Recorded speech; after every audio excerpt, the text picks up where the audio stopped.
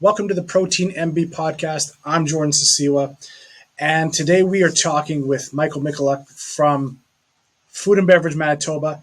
You're going to hear us say Fab from now on. Once we've said it once, we call it Fab from here. I'm very excited for this because Michael, you are so ingrained and now as you've switched into this role for actually I'm going to say 5 years almost now, but it's two and a half. Come on, has it been that? Wow. Mm-hmm. I feel like I've seen you everywhere now with this. So that's fantastic. But this was a pandemic switchover then. It was. It is, to me, the excitement here is it's that connection of once we've got it off the field or once we've harvested it, how do we get people using it? And that's Food and Beverage Manitoba. That's where you guys come in on this. So let's just jump right into it. Tell us a little bit about Fab. Yeah, so we are an industry-led association. So we're comprised of, broadly speaking, two different kinds of members. So we have the food and beverage processors. So this is everything from, the High Lifes and Maple Leafs of the world, all the way down to, the small mom and pop cookie shops and kombucha brewers. So we have we represent about 300 different members into here. And like I said, it's the sort of bakers, the processors, the makers, and then the people who serve that industry as well. So we represent quite a few. We call them associate members, but they're really sort of integral in making sure that food from the field can get onto your fork. So that's the packagers, that's the box makers, that's the consultants that help with labeling, that's the food safety and testing firm. So really is that kind of whole ecosystem that we bring together. And we really sort of do what we can to support the industry. So this is everything from training. So we provide a lot of subsidized training for our members. So we like to think about this in terms of 3 buckets, kind of people, profit, and the planet. So we do quite a bit of support for our members under sort of training and education. We're part of a really unique program that Manitoba has called the Sector Council Program, supported by the government of Manitoba in partnership with the government of Canada. And this is really looking at that workforce piece, right? So what are the skills that are necessary to make sure that people have the training? What are the skills and necessary for business owners and leaders? So if you think about things like management skills, upskilling, it is an industry that is dominated by small and medium-sized enterprises, many of which don't have very good training budgets, right? So we're here to kind of fill in that gap around that. And then we do quite a bit in terms of bringing people together. So we're really known quite a bit for our events and our networking.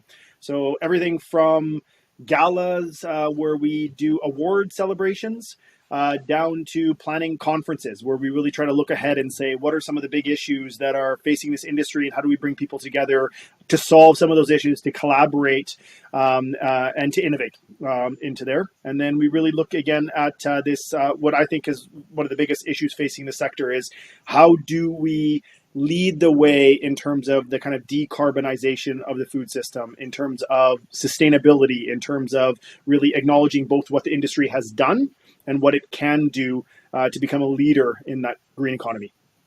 Well, and I think what I've heard and the best reviews I've heard of Fab and yourself is you guys have really set yourself up as disruptors, as a team. And this is the thing too.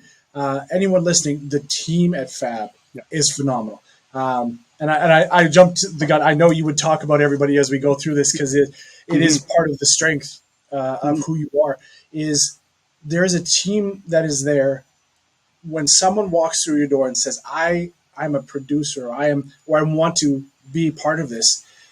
The networking, the connections, and all of this to you kind of alluded it there to like how we do things and how we can do it better. Is you guys are there to support growth, not only by just saying, hey, we have to do it, but with these education pieces and some of it's subsidized. So let's jump into that a little bit because I know carbon neutral, sustainability. This is where I'm going to get you talking about a passion. And again, not just you, but the team. So let's kind of jump into that and where, if I'm a maker, how can I get involved with growing that direction? Yeah, and maybe to step back just for a second. I mean, I think one of the things, we had this moment a couple of years ago where we call it Fab 2.0. And really, it was sort of an opportunity. So we've been around for about 30 years as an organization. This year actually was our 30th anniversary. And a couple of years ago, when the old executive director retired, he was sort of the founding director and then moved on. The board really took it as an opportunity to say, let's look in a bit of a different direction. Uh, and so I was really lucky. You alluded to this earlier. This was a pandemic move. I grew up, so I was born in the Ukraine, immigrated here with my family as refugees in 1984. Grew up here, grew up here, but I left to do my graduate school, which did focus on food systems. I did, and I left to do my grad school and my PhD, and left for Southern Ontario for about 17 years. In the middle of the pandemic, I think like a lot of people, I realized, what are my priorities? A lot of my family was still here. A lot of the people that I was still close to were here, and we took it as an opportunity to sort of to reroute ourselves in Manitoba. And so all of these things kind of combined.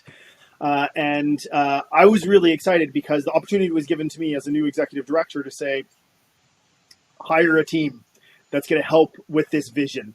And I was very clear when I was going through the interview process about sort of the areas that I was passionate about, but that I thought was really sort of missing. When I looked at the FAB website and I said, okay, where are you doing the kind of advocacy? What is your position on sustainability? What's that roadmap looking forward? How are you, communicating things like equity, diversity, and inclusion, and the desire to sort of connect to some of these equity-seeking groups, equity-deserving groups? All of this seemed to be really missing, and a missed opportunity, right? Manitoba is such a great place. We're blessed with lots of natural resources, green energy, a huge immigrant community that has come here, called this home. So what are we doing to connect with those people, especially during a time when a lot of people in the sector are struggling to hire, right? I mean, the pandemic was really hard. This is truly the most essential sector, right? Without food, what else is there, right? And so how do we translate that? So I think what we've tried to do, as you said, it was to disrupt things a little bit, to sort of say, yes, we're here to provide support, but we want to push people a little bit. We want to sort of say, when it comes to, say, decarbonization or sustainability, or now the sort of buzzword is ESG, right? Environment, sustainability, and governance, right? Environment, social, and governance, right? So there's mandatory reporting that's kind of coming through down the line into here, and what we wanted to say is, okay, how do we kind of create capacity within the system, leveraging our ability to do this training, leveraging our ability to invest in these programs, pilot projects, all these kinds of things through our funding model. How do we do this and make sure that those SMEs that constitute the bulk of the industry, so that and SMEs are small, medium-sized enterprises. I always have to be careful with the acronyms. But how do we make sure that we can also celebrate our love for local, our love for Manitoba, our love for those small companies in a way that also allows them to grow in this kind of sustainable way? So we've always really tried to, it's kind of embedded in our DNA. And like you said, the team is fantastic. We were really able to kind of build it up in that way. And I think I was really given that luxury. I think you guys have been sort of the same way with Protein MD. It's kind of amazing when the executive director kind of has that freedom and to sort of create something from scratch. And I think it allows you to really sort of lean into those strengths and to understand and to kind of have that vision and kind of move forward at a speed that I think is necessary.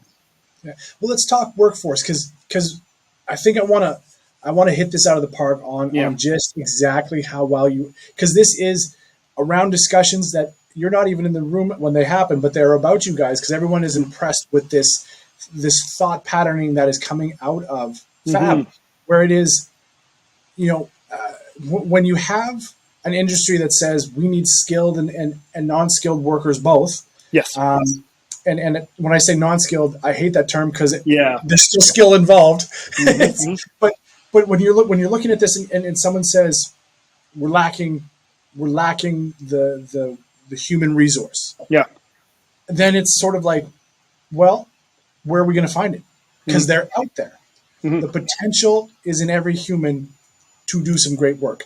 Hmm. And I know that food and beverage has been very much a part of this, looking in different places to Hmm. find greatness. So let's discuss that a little on how you guys are kind of pushing that. Yeah, well, I think in a number of different ways. So I think we have, like you said, we have a staff that's really passionate about it. So and that was really important for me when deciding those hiring decisions, right? So for example, our operations manager and is our director of operations and strategic partnerships is Sarah Schwendeman. When she was brought on, I was really impressed with her background working with newcomers and refugees.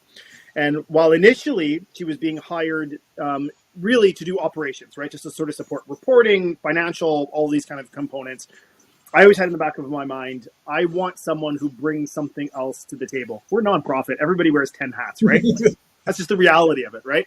And so how do we, so that kind of newcomer population, again, it's, I think it's both an opportunity for both the skilled and unskilled labor. I hate that term as well, but it's also a source of profound kind of cultural resources, right? In the sense that people are often coming with rich food traditions, many of which also had businesses that they ran around these things. So we try to think about that both in terms of, okay, maybe someone's not going to have the capacity to start their own business right away, but if they can get involved in the food industry, and often, unfortunately, when they think of food industries, they're thinking restaurants, right?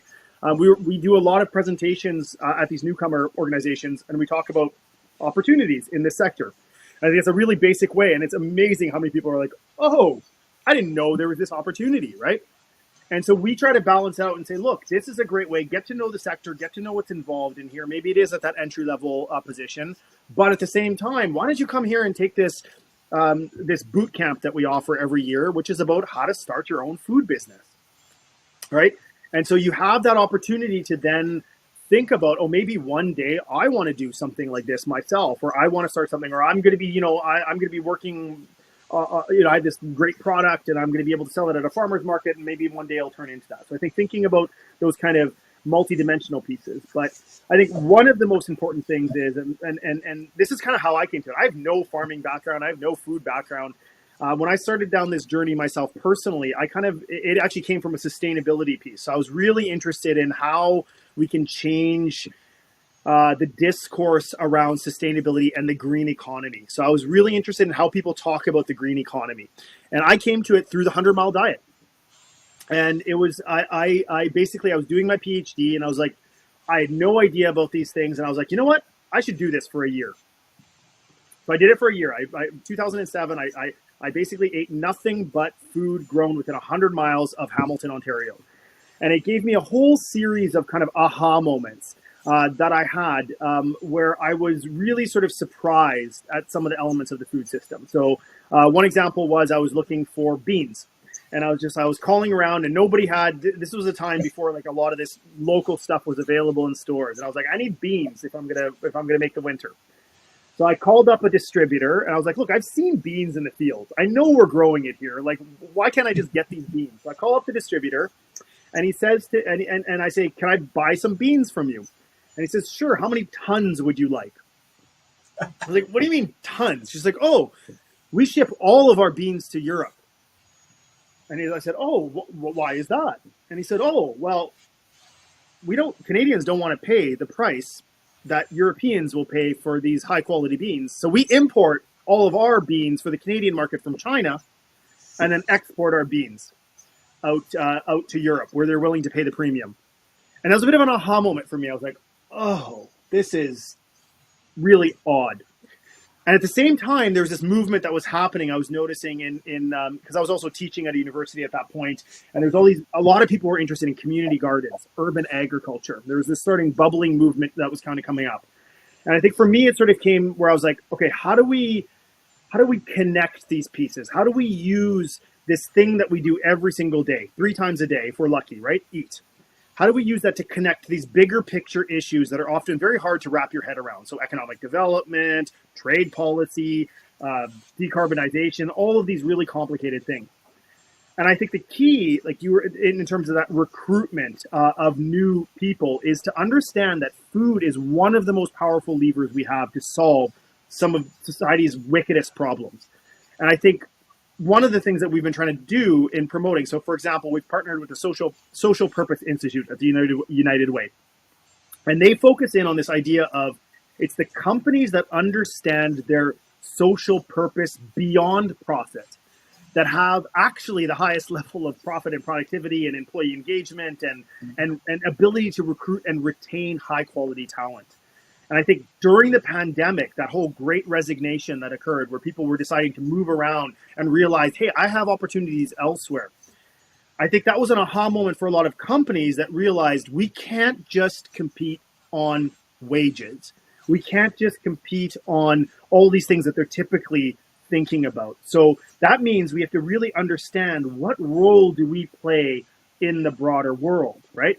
And I think one of the things that we're trying to do in terms of our training, in terms of our workforce development, in terms of our partnerships, in the way we're reaching out, for example, to Indigenous communities, is to look at that value of food outside of just that economic and use that to connect people to why they should care and why they want to be part of this incredible industry that has the ability to solve so many of the problems we're facing today.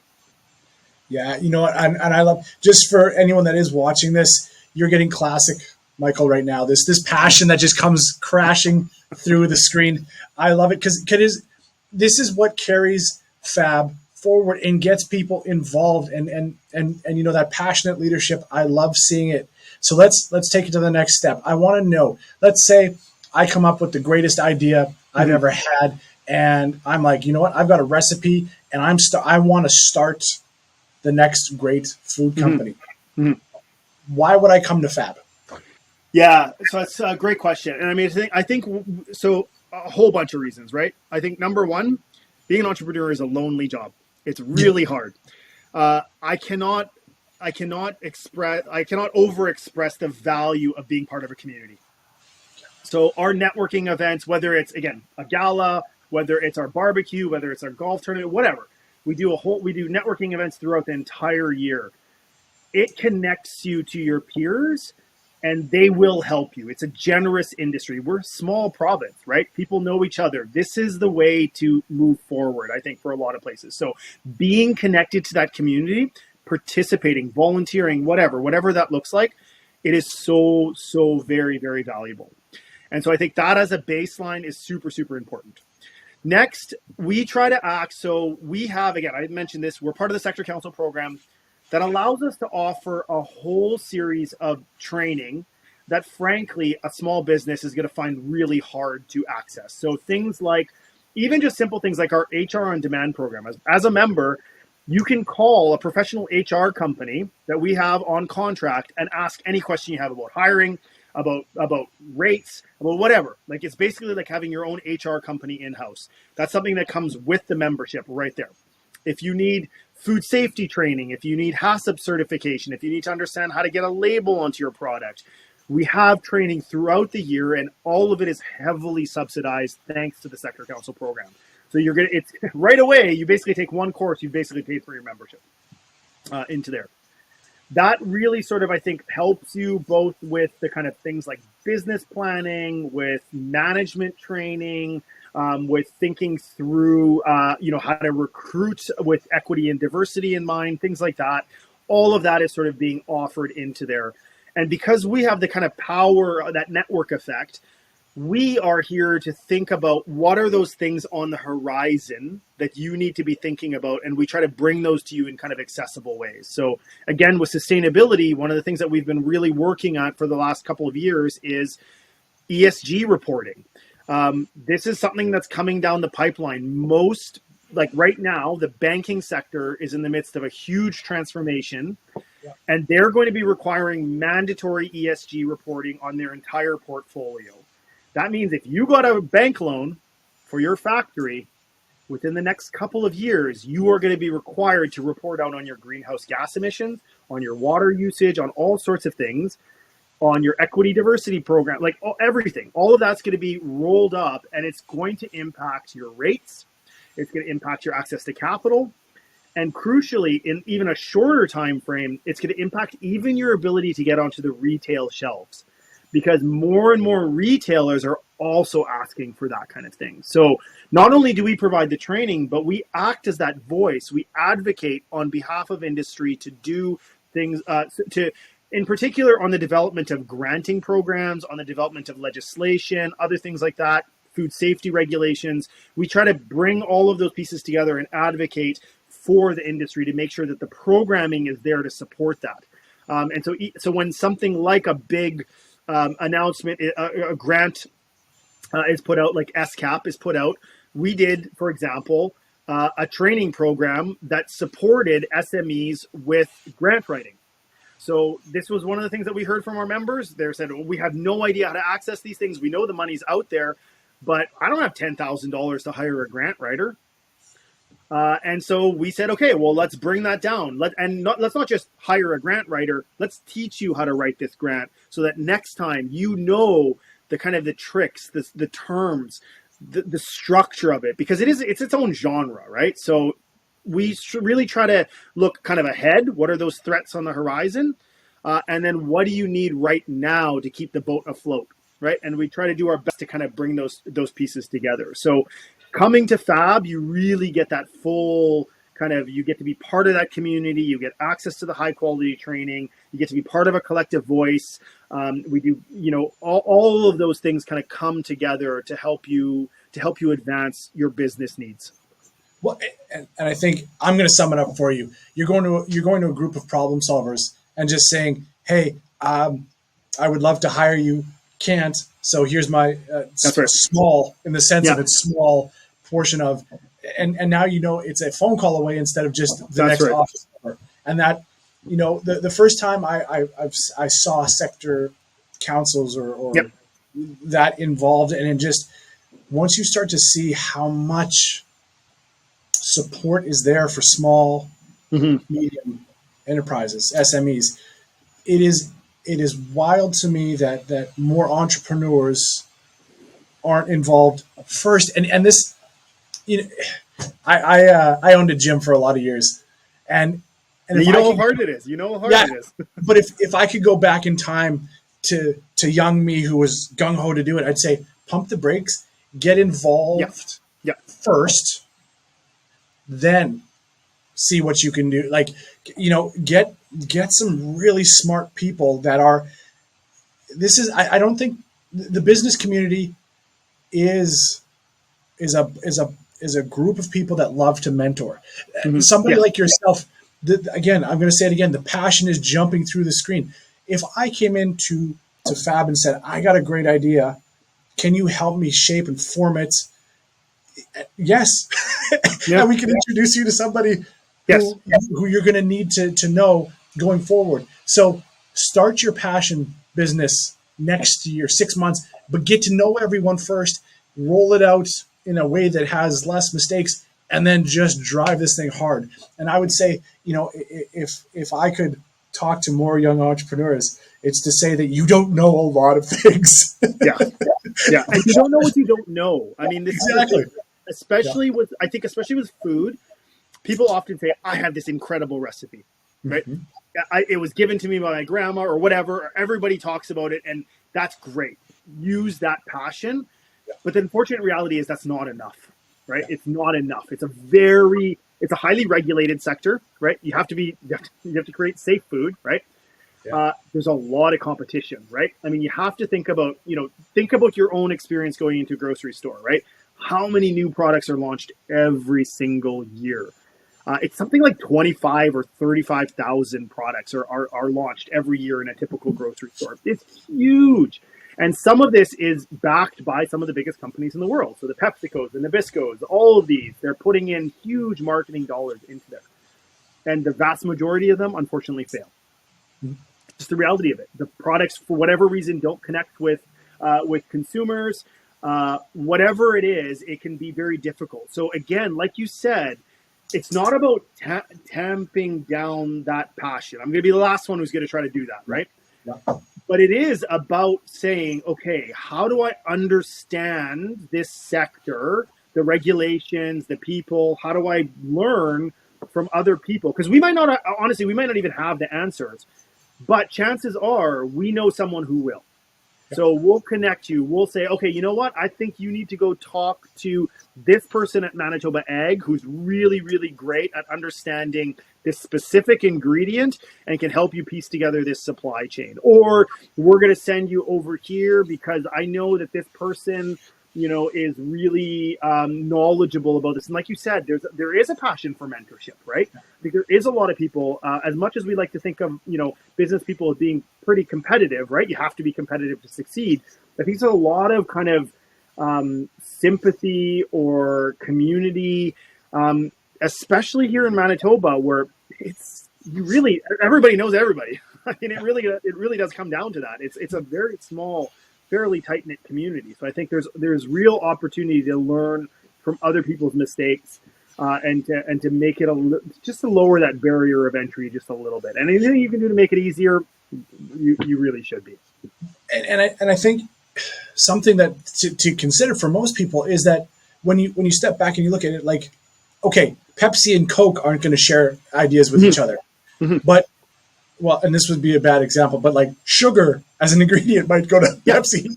It would be like, hey, how can we help you? You know, but it's the same thing. Like if somebody walks in with a phenomenal product idea, you know, like you said off the top, the packagers, the marketing people that love the food industry and really see value there, you're going to find people that your product doesn't compete with them. Yes. In fact, if you succeed, they're going to succeed. So you're going to, it's looking at Fab differently. It's looking at them as not as like a bunch of my competitors are going to be in the room. It's a bunch of people that can look at my ingredient list and say, hey, I know where you can get a better deal, or you can source it local, or, you know, and it's this community that way. It isn't people looking to duke it out. It's people looking to see who can I meet, help grow. And I mean, people, especially when they have ingredients like this, I had an amazing conversation with Prairie Fava. Yep. And that they are, you know, just their mindset of they have an ingredient. What products can I meet? Who can I help prop up? Because the more people using fava, the better I do. You know, and if you have a product where there's a large company with the ingredients, you believe if they like you and you've met them and they see some passion and they see a brandable everything, you know, that's the value. Not just the taste, because everyone's grandma made a good product. It's who is out there as a leader that's brandable, who's got a story to tell, and especially now, if you come to someone with a story, that's going to be the thing. But I'm taking time away from you talking about Fab. So, what's the future hold? Because I think this is the exciting stuff. Is again, that whole team that you've brought together and that your board has brought together. I know there's some big visions, so let's chat about that for a few minutes.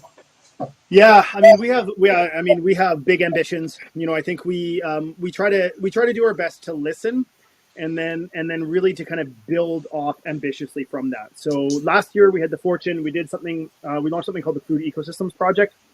We spent about almost an entire year going around the province and talking to the community of makers, of people who are interested in this. And we really did focus on those SMEs. So we were really interested in particular around people who were at maybe that farmer's market level, or were in like one or two retail outlets, and who had that capacity to grow, right? Who were ready to kind of take that next step and jump into there. And so we set out and they were asset mapping sessions. So we wanted to sort of say, hey, what are the things that are working that you're leaning on in terms of the environment, in terms of people, in terms of your community? What are the things that are working? What are some of the gaps? What do you need to succeed? And what is it and the fundamental question was, what is stopping so many of these companies from growing, from progressing to that next level? And one of the things that we found here is that, unfortunately, unlike many other provinces, we talk about it as the missing middle. There's not a lot of infrastructure that's there to serve that scale of enterprise, whether it's because they can't kind of access some of the grant funding, because they don't have their own facilities, they don't have a lot of equity. There's a whole bunch of reasons around it. But one of the key pieces is that a lot of people will start off in a community kitchen, a commissary kitchen, something that allows them to cook in a certified facility and then bring it to market. But those facilities are really, the ones in Manitoba are primarily focused at restaurants. So you're getting into there, you're like, you have the equipment you need and you can get into a farmer's market, you can get even into a few retail outlets, but you're not going to have specialized packaging equipment.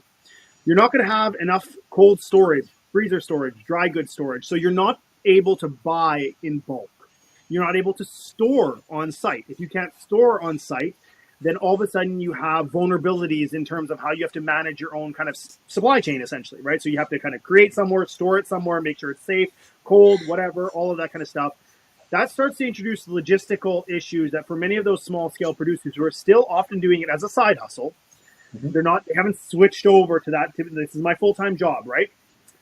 And basically they hit that wall. It's like either you jump into the chasm and you take the risk, or you just kind of keep it as that little hobby. And we found that over and over again. We interviewed over 150 people.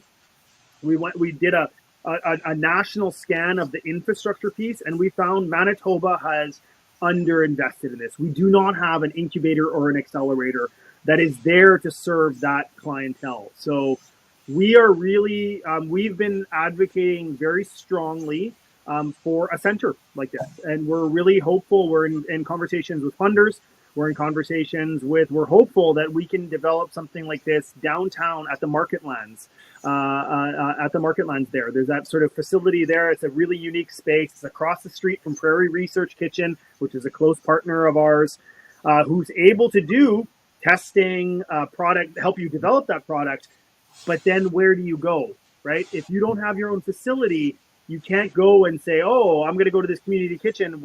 I don't have a filler there. You don't have the specialized equipment you need. So it's not translatable. So what we want to do is we want to fill that gap. We want to have a physical space that can provide that kind of scale up and incubation facility that leverages our programming, that allows us to provide those wraparound supports in a place, that allows us to do a lot of that networking and mentorship and all of that, but that also crucially brings together that ecosystem. We don't have to be everything. We can bring people together under that. We can still refer people to that. And our model is based on that kind of hub and spoke, but also on that referral pathway, right? We know another thing that we heard was, I know the services are out there, but someone sends me over to whoever over here, and then I get lost. I don't know what to do afterwards, or they help me for a little bit. Nobody follows up. And we're guilty of that too. We don't have the capacity around that. Sometimes it's hard. You can't follow up with everybody. But we want to build it. We want to build out that system in that way so that into the DNA of this facility, we will make sure that we are partnership forward, right? That we are partnership first, that we bring in only what makes sense to bring in, right? And we partner on everything else. And I think that kind of mentality, that kind of approach to collaboration, I think is so crucial because resources are limited. There's a lot of talent out there, and we've got to learn how to do more with less. But I think if we can bring in some of those key infrastructure pieces, then I really believe that Manitoba has the ability to generate some of the most interesting products and could become a hub for really sort of sustainable food for the world. Yeah, I can't agree with you more. With what's already there, and support is the most underrated part of success, right? Like if I can give someone that ability to take their mind off of everything but succeeding, that's how we get there. I cannot thank you enough for your time. This has been phenomenal. I can't wait.